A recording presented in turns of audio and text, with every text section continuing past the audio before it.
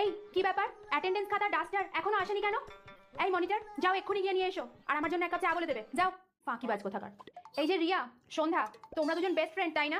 কালকে থেকে রিয়া ফার্স্ট বেঞ্চে বসবে, সন্ধ্যা লাস্ট বেঞ্চে বসবে, মনে থাকবে তো? এই যে পূজা, তোমার হাতে নেল পলিশ কেন? মাই স্কুলের টিচার বলে কি মাথা কিনে নিয়েছো নাকি? যাও রিমুভ করে এসো। এই যে সোনিয়া, তোমার লিপসগুলো কিরকম লাল লাল মনে হচ্ছে, লিপস্টিক লাগিয়েছো? ও ন্যাচারাল কালার, কাল থেকে যেন ওগুলো ন্যাচারালি ব্ল্যাক হয়ে যায়। আমি যেন কিচ্ছু বুঝি না। কি ব্যাপার, মুখের সামনে ওরকম ঝালর ঝুলছে কেন? ও লক্স, কালকে কেটে আসবে, নাহলে কাঁচি আমার সঙ্গেই থাকে।